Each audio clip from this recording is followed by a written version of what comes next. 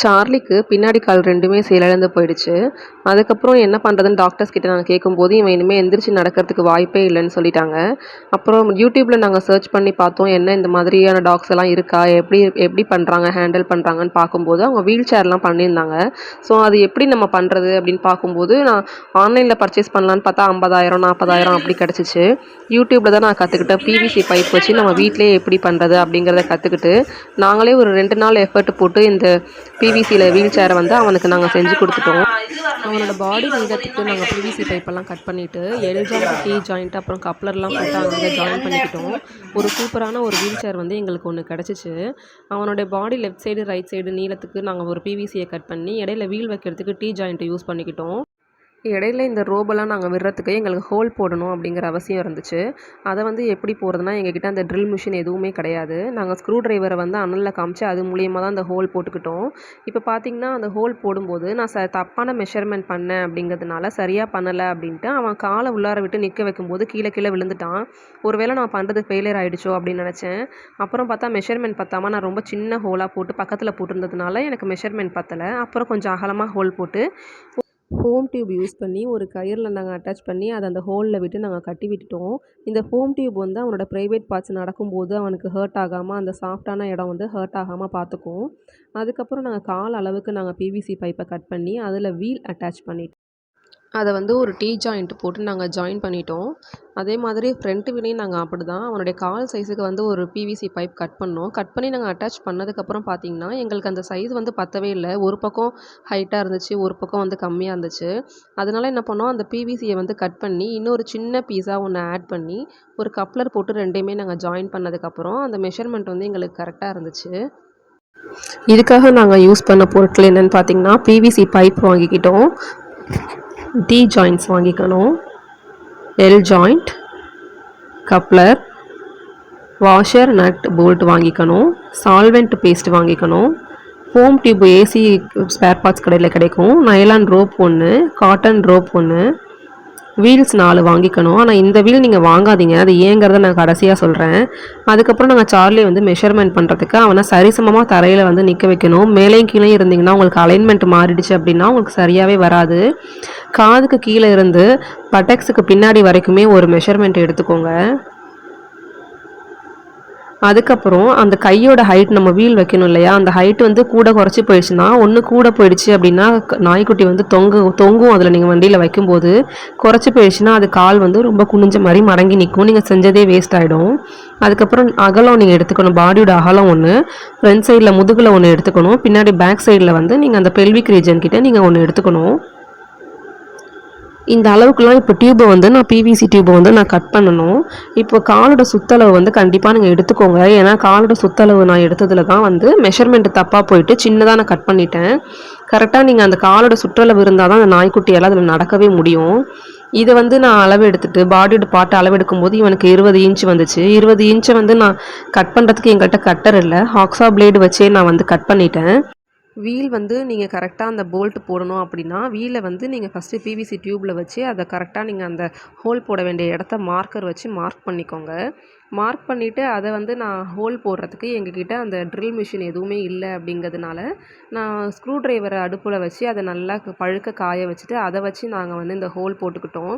உங்கள் நட்டு போல்ட்டு வந்து எவ்வளோ பெருசு இருக்கோ அதுக்கு தகுந்த மாதிரி நீங்கள் ஸ்க்ரூ டிரைவர் வச்சு நீங்கள் ஹோல் போட்டுக்கோங்க. சின்னதாக போட்டிங்கன்னா உங்களுக்கு நட்டை வந்து சொருவறதுக்கு ரொம்ப கஷ்டமாக இருக்கும். அப்புறம் நம்ம இந்த மாதிரி தீ வச்சதுக்கப்புறம் வெளியில் திப்பி திப்பியாக தெரியும் இல்லையா, இதை வந்து நான் என்ன பண்ணேன்னா, ஒரு நெயில் கட்டர் வச்சு நான் எடுத்துக்கிட்டேன். இல்லைனா நம்ம ரோப்பு கொடுக்கும்போது அந்த மாதிரி நம்ம கையில் கீறதுக்கும் வாய்ப்பு இருக்குது. ஸோ நான் காலுடைய சுற்றளவு எடுத்தேன் இல்லையா தொடைக்கி, அந்த தொடைக்கி அளவுக்கு நான் ஒரு ஃபோம் டியூப் வந்து ஒன்று நான் கட் பண்ணிக்கிட்டு அதுக்குள்ளே இந்த ரோபை வச்சு நான் கட் பண்ணிக்கிட்டேன். இதை வச்சு தான் நம்ம வந்து அந்த ஹோலில் கட்ட போகிறோம். அவனோட 2 தொடைகளையும் உள்ளார விட்டு ஒரு க்ரிப்பாக இருக்கிறதுக்கு இதான் வந்து யூஸ் ஆக போகுது. ஒருவேளை இந்த இதை நீங்கள் பண்ணலை அப்படின்னா அந்த நாய்க்குட்டி வந்து கீழே கீழே விழுந்துரும். நீங்கள் வண்டி பண்ணுறது வேஸ்ட் ஆகிடும். இந்த மெத்தட் வந்து ரொம்ப ரொம்ப முக்கியம். இதை வந்து என்ன பண்ணால் நடுவில் ஒரு சின்ன அந்த நைலான் கயிறு வச்சு நீங்கள் கட்டிடணும். இந்த கட்டுற மெத்தடும் ரொம்ப முக்கியம். நீங்கள் அதை அப்படியே விட்டிங்கன்னா அந்த கால் வந்து ஒரு க்ரிப்பாகவே நிற்காது. ஸோ கரெக்டாக சென்டரில் வந்து இந்த மாதிரி நீங்கள் கட்டிக்கிட்டு அதை கட் பண்ணி அழகாக நீங்கள் அது உடம்புல உறுத்தாத அளவுக்கு சின்னதாக கட் பண்ணி வச்சுக்கோங்க. இப்ப இத வந்து நாங்க அவனோட கால் வைக்கிற இடத்துக்கிட்ட நாங்க சொருகணும் அப்படின்னு நினைக்கும்போது, எங்களுக்கு அந்த கயிறு வந்து உள்ளேயே போகல. அதுக்காக இந்த நைலான் கயிற வந்து நாங்க 2ஆ மடிச்சு, அத உள்ளார வந்து நாங்க விடும்போது, அது ஈஸியா வந்து அந்த ஹோல்குள்ளார போணுச்சு. வெறும் கயிறு மட்டும் விடும்போது அது போகல. இத வந்து 2ஆ மடிச்சு நாங்க உள்ளார விடும்போது, இந்த பக்கம் வெளியில வந்துருச்சு. இப்ப அதுக்குள்ள வந்து நாங்க இந்த ஃபோம் டியூபோட ஒரு பக்க கயிற வந்து உள்ளார விட்டு, வெளியில இழுக்கும்போது பார்த்தீங்கன்னா, அது ஈஸியா வந்துருச்சு. இந்த மெத்தட யூஸ் பண்ணி நாங்க 4 பக்கமே இந்த மெத்தட் யூஸ் பண்ணி தான் பண்ணுனோம்.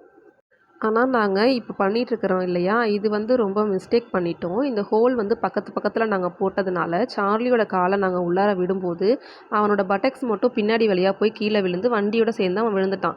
அப்போ நாங்க என்ன மிஸ்டேக் பண்ணோம் அப்படிங்கிறத அவன ஒரு தடவ நிக்க வச்சு நாங்க பார்க்கும்போது தான் எங்களுக்கு தெரிஞ்சுச்சு. நாங்க தொடையோட அளவ ஸ்டார்ட்டிங்ல நாங்க எடுக்கவே இல்ல. நாங்களா ஏதோ ஒரு குருட்டாம்போக்குல அந்த மாதிரி நாங்களா ஒரு ஹோல் போட்டு கால் போனா போதும் அப்படிங்கிற மாதிரி நாங்க பண்ணிட்டோம். அதுதான் நாங்க பண்ண பெரிய தப்பு. அதுக்கப்புறம் பார்த்தீங்கன்னா, கால் தொடையோட சுற்றளவு பார்த்து கரெக்ட்டா நாங்க அந்த மெஷர்மென்ட் பண்ணி, இந்த ஹோலுக்கு பின்னாடி ஒரு ஹோல் போட்டு, அதுக்கப்புறம் இத வந்து நாங்க சொருவி, அதே மாதிரி 4 பக்கமுமே நாங்க டைட்டா கட்டிட்டோம். அந்த நடுவுல கட்ட வேண்டியது ரொம்ப ரொம்ப முக்கியம். அப்பதான் வந்து அவனால நிக்க முடியும். நீங்க நடுவுல கட்டாம அப்படியே லூஸா விட்டீங்கன்னா, இந்த ஃபோம் டியூப் வந்து தொங்கி தொங்கி கீழ தொலந்து போகும். ஏற்கனவே வீக்கா இருக்கிற கால் வந்து தொலந்து தொலந்து விழுறதுக்கு நெறைய வாய்ப்புகள் இருக்கு. ஒருவேளை உங்க டாக் வந்து பெண்ணா இருந்துச்சு அப்படின்னா, நீங்க இந்த மாரி 2 டியூப் கட்டாம, நடுவுல கூட நீங்க குறுக்கு வாட்டுல ஒரு டியூப் வந்து நீங்க செட் பண்ணிக்கலாம். ஆனா, அத விட இது ரொம்ப கிரிப்பா, சேஃப்டியா இருக்கும். உங்களுக்கு வந்து மைல்டா தான் அஃபெக்டட் அப்படின்னு சொன்னா, நீங்க அந்த மாதிரி நீங்க கட்டிக்கலாம். பட் தனித்தனியா ஒரு ஒரு காலுக்கும் தனித்தனியா பண்ணும்போது, அவன் உள்ளார இறங்கி அந்த கால வந்து அது புடிச்சுக்கும். கீழ விழாம தடுத்துரும். நாங்க ஃபைனலா செட்டப் பண்ணும்போது எங்களுக்கு இந்த மாதிரி தான் இருந்துச்சு. இப்போ வந்து நாங்க என்ன பண்ணோம்னா, வீல் வந்து அட்டாச் பண்ணணும். வீல் அட்டாச் பண்ணிட்டோம் அப்படின்னா, எங்களுக்கு அந்த வேலையே முடிஞ்சிருச்சு. முக்காவாசி வேலை முடிஞ்சிருச்சு. நாங்க ஆல்ரெடி வந்து இந்த வீல நட்டு, போல்ட் இதெல்லாம் ஃபிட் பண்ணி அவனோட கால் மெஷர்மென்ட்டுக்கு தகுந்த மாதிரி கரெக்ட்டா நாங்க ஃபிட் பண்ணி வச்சிருந்தோம். அத வந்து 2 பக்கமும் எடுத்து அந்த டீ ஜாயிண்ட்ல வந்து நாங்க இன்சர்ட் பண்ணிட்டோம். இன்சர்ட் பண்ணதுக்கப்புறம் எங்களுக்கு இந்த வீல் வந்து சரியா செட் ஆகல. ஒரு பக்கம் மேலேயும், ஒரு பக்கம் கீழேயும் இருந்துச்சு. அத வந்து நாங்க மறுபடியும் கட் பண்ணி, கப்ளர் போட்டு கொஞ்சம் அடிஷனலா கொஞ்சமா சின்னதா ஒரு டியூப் வந்து பிவிசி டியூப் வச்சு நாங்க வந்து செட் பண்ணிட்டோம். கடைசியில பார்த்தீங்கன்னா, எங்களுக்கு இந்த மாதிரி தான் கெடைச்சிச்சு. ஒரு வீல் சேர் கெடைச்சிச்சு. இடையில வந்து எல்லாரும் என்ன பண்ணுறாங்கன்னா, ஸ்ட்ராப் கட்டிக்கிறாங்க. பட் சார்லி வந்து ரொம்ப சாஃப்ட்டா இருக்கான் அப்படிங்கிறதுனால, நான் ஸ்ட்ராப்புக்கு பதிலா என்னுடைய காட்டன் ஷால் எடுத்து போட்டுக்கிட்டேன். 2 காலும் இங்கே வைக்கலாம். அடி வயித்து பகுதிக்கு வந்து இந்த ஃபோம் டியூப் கட் பண்ணி நான் ஒட்டிக்கிட்டேன். இந்த துப்பட்டாவையும் நான் வந்து கட்டிக்கிட்டேன். இப்போ அவன் வந்து முன்னாடி ஒரு வேளை வழுக்கிட்டு விழாம இருக்கிறதுக்கு துப்பட்டா வந்து அவன ப்ரொடெக்ட் பண்ணும். இப்ப நம்ம அவன ஏத்தி உட்கார வைக்க போறோம். சார்லி கொஞ்சம் வெயிட்டா இருக்கிறதுனால ஒருத்தரால இவன கண்டிப்பா தூக்கவே முடியாது. நீங்க வேற சின்ன நாய், நாட்டு நாய் இந்த மாதிரி வச்சிருந்தீங்க அப்படின்னா, வெயிட் கம்மியா இருந்தா ஒருத்தரே தூக்கி இத ஹேண்டில் பண்ணிடலாம். பட் இதுக்கு வந்து 2 பேர் வேணும். அங்க பாருங்க நான் கால் வைக்கிற இடத்துல கரெக்ட்டா 2 காலையும் நான் வைக்கும்போது, அவனோட பிரைவேட் பார்ட் அழகா முன்னாடி வந்துட்டு நிக்குது பாருங்க. இது வந்து எந்த ஒரு ஹர்ட்டும் ஆகாது. எதுலயும் இடிக்காது. நம்மளுக்கு முக்கியமா நம்ம கவனிக்க வேண்டியது அதுதான்.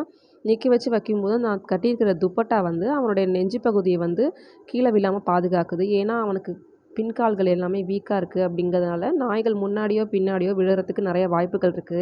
வண்டியில வச்சோனயே அவனுக்கு வந்து என்னடா இது! நம்மள எதுலயோ தூக்கி வச்சிருக்காங்களே! இது என்னன்னு ஒண்ணும் புரியாம அங்கிட்டு, இங்கிட்டு பார்த்தான். என்னுடைய பிரதர் வந்து இது நீ நடக்கிறதுக்காக அப்படின்னு சொன்னான். பட் அவன வந்து எப்பயுமே வாக்கிங் போலாம் வா அப்படின்னு கூப்பிட்டா ரொம்ப குஷி ஆயிடுவான். சரி அந்த மெத்தட வந்து நான் அந்த ட்ரிக்க நம்ம யூஸ் பண்ணலாம் அப்படின்னு சொல்லிட்டு எங்க அம்மா கூட்டிட்டு வந்தாங்க. இந்த வீல் வந்து நீங்க வாங்காதீங்கன்னு நான் சொன்னதுக்கான ரீசன் இதுதான். அவனால எந்த பக்கமுமே பாருங்க திரும்பவே முடியல. அவனுக்கு வந்து ஒரு டைரக்ட்டா நேரா மட்டும் தான் போக முடிஞ்சுச்சு. ஏன்னா, இது சின்ன பிள்ளைங்களுக்கு வந்து நிக்க வைக்கிறதுக்கு ஒரு சைடுல வைப்பாங்க இல்லையா? அந்த ஒரு வீல் தான் இது.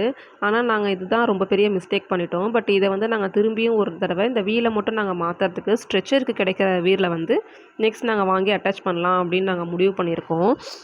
இன்னொரு ட்ரிக் என்னன்னா, இவன வந்து கூட்டிட்டு போறதுக்கு முன்னாடி நம்ம வேற யாரையாவது வாக்கிங் அழைச்சிட்டு போனா, அத இவனால தாங்கிக்கவே முடியாது. நாங்க அந்த ட்ரிக்க யூஸ் பண்ணி நாங்க நான்சிய வந்து வாக்கிங் அழைச்சிட்டு போறோம் அப்படின்னு சொன்னதுக்கப்புறம், அவனுக்கு வந்து நம்ம வீல் சேர்ல உட்காந்துருக்கோம் அப்படிங்கிறதே மறந்துட்டு, நான் தான் ஃபர்ஸ்ட்டு வாக்கிங் போவேன் அப்படின்னு சொல்லிட்டு, அவன் வந்து ஒரு எஃபோர்ட் எடுத்தான். அப்பதான் அவன் வந்து வீல் சேர்ல இருக்கேன் அப்படிங்கிறதையே அவன் வந்து மறந்திருந்தான். சரி அந்த ட்ரிக்க நாங்க யூஸ் பண்ணி போகும்போது, அவன் எப்படி நடக்கிறான் பாருங்க. எங்களுக்கு வந்து இது ரொம்ப சக்ஸஸ்ஃபுல்லா அமைஞ்சிருச்சு.